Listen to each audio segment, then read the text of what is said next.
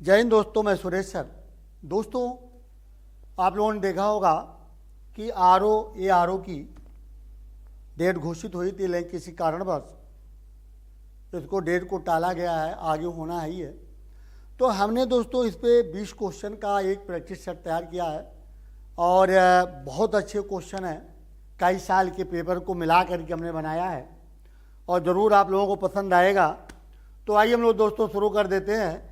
और 1 से 25 का क्वेश्चन बनाया हमने दोस्तों। तो दोस्तों हमारा पहला क्वेश्चन आ जाता है, निम्न में से कौन सा अभिलेख है जो विश्व का प्रथम विज्ञापन के रूप में जाना जाता है। तो दोस्तों 4 ऑप्शन हमने दे दिया है कि कौन सा अभिलेख है। तो 10 पूरा अभिलेख, अगर हम बात करते हैं 10 पूरा अभिलेख है, सो गौरा अभिलेख, सुप्रिया अभिलेख और दोस्तों एरन अभिलेख। तो दोस्तों मैं आपको बता दें इसका आंसर जाएगा 10 पूरा अभिलेख। तो 10 पूरा अभिलेख दोस्तों ये कुमारगुप्त का है। तो कुमारगुप्त ने बनवाया था, कुमारगुप्त। तो दोस्तों कुमारगुप्त ने इसको बनवाया था और ये हम आपको बता दें है कहाँ पर। तो 10 पूरा अभिलेख मंदसौर में है, मंदसौर मध्य प्रदेश, मंदसौर मध्य प्रदेश में स्थित है। इसके बाद सेकंड क्वेश्चन दोस्तों आ जाता है कि बेशनगर अभिलेख। तो दोस्तों मैं आपको बता दें बेशनगर अभिलेख हेलियोडोरस का है। यूनानी राजदूत हेलियोडोरस ने विदिशा या बेशनगर में गरुड़ ध्वज की स्थापना की थी। तो विदिशा या बेशनगर ये कहाँ का निवासी था, क्वेश्चन ये आता है। तो तक्षशिला निवासी। तो यहाँ दोस्तों हमारा आंसर क्या जा रहा है, तक्षशिला निवासी हेलियोडोरस। तो तक्षशिला आंसर जाएगा दोस्तों। इसके बाद दोस्तों हम आ जाते हैं भारत द्वारा अगस्त 2024 को प्रति टन कच्चे तेल पर लगाया गया नया थिरपाल टैक्स क्या है। तो थिरपाल टैक्स क्या है। पहला ऑप्शन दिया दोस्तों कि रुपया 4600, 5200, 3500 या 2100। तो दोस्तों मैं आपको बता दें इसका आंसर जाएगा 2100। तो 2100 हो जाएगा आंसर। इसके बाद दोस्तों हमारा अगला क्वेश्चन आ जाता है, किस मंत्रालय ने 13 अगस्त 2024 को कोयला उत्पादन को बढ़ावा देने की योजना का अनावरण किया है। तो दोस्तों ऑप्शन दिया कृषि मंत्रालय, कह रहा है कृषि मंत्रालय द्वारा, कृषि मंत्रालय, स्वास्थ्य मंत्रालय, रेल मंत्रालय, तो कोयला मंत्रालय। तो दोस्तों यहाँ आंसर मारा जाएगा कोयला मंत्रालय द्वारा किया गया। इसके बाद हम आ जाते हैं नागर या द्रविड़ शैली। तो नागर या द्रविड़ शैली दोस्तों क्या है। तो हम पहले आपको बता दें कि 3 शैलियाँ हैं, नागर शैली, बेसर शैली और द्रविड़ शैली। अगर हम दक्षिण भारत की बात करते हैं तो दक्षिण भारत के जो भी मंदिर बने हैं दोस्तों तो ये द्रविड़ शैली में है, और जो मध्य के मंदिर हैं वो बेसर शैली में है, और जो उत्तर भारत के मंदिर बने हैं वो नागर शैली में। तो ये हमारा आंसर क्या जाएगा दोस्तों, भारतीय मंदिर वास्तु की 3 प्रमुख शैलियाँ जाएगा आंसर। विश्व की सबसे लंबी अगर हम रिफ्ट घाटी की दोस्तों बात करते हैं तो 4 ऑप्शन में दिया, भारत की नर्मदा नदी घाटी, दक्षिण कैलिफोर्निया जॉर्डन की घाटी या दक्षिणी ऑस्ट्रेलिया की स्पेंसर घाटी। तो दोस्तों हम आपको बता दें आंसर हमारा जाएगा जॉर्डन की घाटी। तो जॉर्डन की घाटी हमारा जाएगा आंसर। अगला क्वेश्चन दोस्तों आ जाता है कि उपोष्ण उच्च वायुदाब की पेटी किन कटिबंध के मध्य पाई जाती है। तो पहले हम आपको दोस्तों बता दें कि ये जो संपूर्ण पृथ्वी है, संपूर्ण पृथ्वी को 5 कटिबंध क्षेत्रों में बांटा गया। तो उस कटिबंध क्षेत्र कर्क रेखा से लेकर के मकर रेखा तक है, और अगर हम उत्तरी शीतोष्ण की बात करते हैं दोस्तों तो कर्क से लेकर के आर्कटिक तक है, और अगर हम ऊपर जाते हैं उत्तरी ध्रुव तक तो आर्कटिक से लेकर के उत्तरी ध्रुव तक दोस्तों इसको हम बोलते हैं शीत कटिबंध क्षेत्र है, और सेम यही प्रक्रिया दक्षिणी गोलार्ध में भी आ जाती है। तो अगर हम बात करते हैं तो ये हमारा आ जाएगा दोस्तों कि 30 से 35 उत्तरी और दक्षिणी गोलार्ध। तो 30 से 35 उत्तरी और दक्षिणी गोलार्ध जो क्षेत्र माना जाता है, ये हमारा आ जाता है कि उच्च वायु दाब की पेटी। तो ये हमारा आंसर जाएगा 30 से 35। इसके बाद दोस्तों हम आ जाते हैं बोन गीत। तो बोन गीत मुख्य रूप से किस राज्य में किस राज्य की लोक शैली है? तो दोस्तों 4 ऑप्शन दिया है कि मेघालय, मणिपुर, असम या हिमाचल प्रदेश। तो दोस्तों इसका आंसर जाएगा आपका असम। तो असम में आंसर होगा। इसके बाद दोस्तों हम आ जाते हैं भाटियाली निम्न में से किस राज्य की लोक संगीत है? तो भाटियाली की अगर हम दोस्तों बात करते हैं तो ये दोस्तों पश्चिम बंगाल का है। तो आंसर हमारा जाएगा पश्चिम बंगाल। ठीक। इसके बाद दोस्तों हम आ जाते हैं कि 3 अगस्त 2024 को घोषित आगरा से ग्वालियर कॉरिडोर। तो आगरा से ग्वालियर कॉरिडोर की दोस्तों लंबाई कितनी है? तो 4 ऑप्शन हमने दिया है 68 किलोमीटर, 121 किलोमीटर, 214 या 88 किलोमीटर। तो दोस्तों इसका आंसर जाएगा 88 किलोमीटर इसकी दूरी है आगरा से ग्वालियर कॉरिडोर की।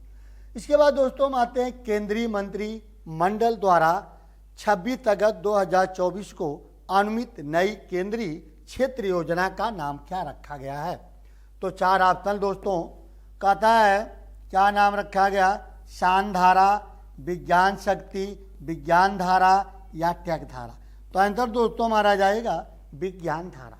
तो विज्ञान धारा नाम दिया गया। इसके बाद दोस्तों हम आ जाते हैं निम्न में से कौन सी घटना सबसे पहले हुई है? तो सबसे पहले घटना कौन हुई है? तो हम थोड़ा सा चर्चा करते हैं कि इनकी सन पर, क्योंकि अगर दोस्तों सन मालूम है तो घटना आप बता सकते हैं कि कौन सी घटना सबसे पहले हुई। तो पहले हम लोग आ जाते हैं भारत छोड़ो आंदोलन। तो दोस्तों भारत छोड़ो आंदोलन कब हुआ था? तो भारत छोड़ो आंदोलन की अगर हम बात करते हैं तो 8 अगस्त 1942 को भारत छोड़ो आंदोलन हुआ। क्रिप्स मिशन का भारत आगमन। तो दोस्तों 22 मार्च 1942 को क्रिप्स मिशन का भारत आगमन हुआ। इसके बाद हम आ जाते हैं गवर्नर जनरल लॉर्ड बेबल का पर लाई गई लॉर्ड बेबल का भारत आगमन कब हुआ दोस्तों? तो 1943 से 1947 के मध्य में लॉर्ड बेबल रहे और कैबिनेट मिशन का आगमन 1946 में। तो अब आप खुद आंकड़ा लगा सकते हैं दोस्तों कि सर्वप्रथम सबसे पहले घटना कौन हुई है? तो 22 मार्च 1942 को क्रिप्स मिशन का भारत आगमन। इसके बाद दोस्तों हम आ जाते हैं टाइगर लीजन या फ्री इंडिया लीजन के संस्थापक कौन है? तो दोस्तों हम आपको बता दें कि टाइगर लीजन या फ्री इंडिया लीजन के संस्थापक कौन है? तो इसकी स्थापना दोस्तों कब हुई थी? तो 1941 में। तो 1941 में कितने की थी दोस्तों? तो सुभाष चंद्र बोस ने इसकी स्थापना की थी 1941 में। इसके बाद दोस्तों हम आ जाते हैं पूना समझौता। तो पूना समझौता 1932 में हुआ था, अम्बेडकर और गांधी के मध्य हुआ था। तो पूना समझौता 4 ऑप्शन दिया, पिछड़े वर्गों के लिए चुनावी सीटों का आरक्षण, हिंदुओं के लिए चुनावी सीटों का आरक्षण, मुस्लिमों के लिए चुनावी सीटों का आरक्षण या सिखों के लिए चुनावी सीटों का आरक्षण। तो दोस्तों मैं आपको बता दें चारों ऑप्शन में से कोई भी ऑप्शन सही नहीं है, क्योंकि जो पूना समझौता हुआ था ये दलितों के लिए था। दलितों को चुनावी सीटों में बढ़ोतरी की गई। ठीक है, तो चुनावी सीटों में बढ़ोतरी की गई, तो इनमें से कोई भी आंसर नहीं जाएगा, ये दलितों के लिए था। अंतर्राष्ट्रीय सीमा शुल्क दिवस कब मनाया जाता है? तो दोस्तों अंतर्राष्ट्रीय सीमा शुल्क दिवस कब मनाते हैं? 30 अप्रैल, 12 मई, 6 मई या 21 अगस्त को। तो कब मनाया जाता है दोस्तों? तो सीमा शुल्क दिवस मनाया जाता है 26 जनवरी। तो 26 जनवरी को मनाते हैं। इसके बाद दोस्तों हम आ जाते हैं कि किसे 20 अगस्त 2024 को पेरिस पैरा ओलंपिक गेम्स के लिए डी मिशन के रूप में नियुक्त किया गया। तो ऑप्शन दिया है देवेंद्र झंझरिया, थोड़ा सा भाग गया इधर, देवेंद्र झंझरिया, सत्य प्रकाश सागवान, दीपा मलिक या प्रवीण कुमार को। तो याद रखिएगा देवेंद्र झंझरिया को चुना गया। इसके बाद दोस्तों हम आ जाते हैं कि विंबलडन पुरुष एकल का खिताब 14 जुलाई 2024 को किसने जीता। तो थोड़ा सा दोस्तों हम चर्चा करते हैं कि जो खिलाड़ी हैं ये कहाँ के रहने वाले हैं। अगर हम राफेल नडाल की बात करते हैं दोस्तों तो ये स्पेन के रहने वाले हैं, ये स्पेन के हैं। अगर रोजर फेडरर की बात करते हैं तो दोस्तों ये स्विट्जरलैंड के हैं, स्विट्जरलैंड के हैं। और अगर हम बात करते हैं एंडी मरे, तो एंडी मरे ये आपके कहाँ के रहने वाले हैं दोस्तों, तो ब्रिटेन के रहने वाले हैं। कार्लोस अल्कराज ये स्पेन के हैं दोस्तों, ये स्पेन के हैं। इन्होंने हराया किसे, तो नोवाक जोकोविच, इन्होंने नोवाक जोकोविच को हराया था, जोकोविच को हराया था, ठीक है।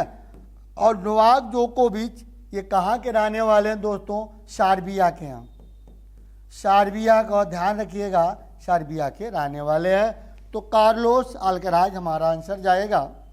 इसके बाद दोस्तों हम आ जाते हैं ऑफ ब्रेक शब्द। जो ऑफ ब्रेक शब्द है ये किस खेल से संबंधित है, तो दोस्तों ऑफ ब्रेक शब्द ये हमारा जाएगा क्रिकेट, तो क्रिकेट से संबंधित है। इसके बाद मध्यकालीन भारत में फड़म किसे निर्दिष्ट करता है, तो दोस्तों मैं आपको बता दें फड़म जो है सिक्के को कहा जाता था। तो यहाँ हमारा ऑप्शन जाएगा सिक्के, तो सिक्के को कहा जाता है।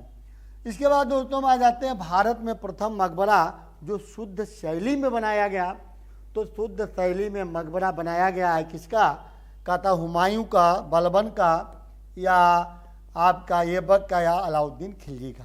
तो दोस्तों मैं आपको बता दें बलबन का मकबरा है। तो बलबन का मकबरा जो है ये आपका शुद्ध शैली में बनाया गया। हुमायूं का मकबरा दिल्ली में है, बलबन का दिल्ली में, ऐबक का लाहौर में है, और अलाउद्दीन खिलजी का मकबरा भी दिल्ली में है। तो अमेजन की सबसे बड़ी सहायक नदी, तो दोस्तों मैं आपको बता दें आपका ये जो अमेजन की सबसे बड़ी सहायक नदी है वो है मदिरा। ये दक्षिणी अमेरिका की सबसे बड़ी नदी है अमेजन नदी। तो मदिरा अमेजन नदी की सबसे बड़ी नदी मानी जाती है दोस्तों। तो हमारा आंसर जाएगा मदिरा, तो मदिरा आंसर होगा दोस्तों, ध्यान रखिएगा। इसके बाद दोस्तों हम आ जाते हैं 1000 दुआरों वाली किस घाटी नदी क्षेत्र में है। तो हडसन दिया है, और हडसन है, भूक्रोन है, मैकेंजी है, सेंट लॉरेंस। तो आंसर हमारा दोस्तों जाएगा सेंट लॉरेंस नदी। ये दोस्तों कहाँ पड़ता है बच्चों, तो उत्तरी अमेरिका के क्षेत्र में आता है, उत्तरी अमेरिका में लगाता है, ठीक है। तो उत्तरी अमेरिका इसका जाएगा सेंट लॉरेंस। इसके बाद दोस्तों हम आ जाते हैं 1 जुलाई 2024 से भारत का नया आधिकारिक आपराधिक कोड क्या है।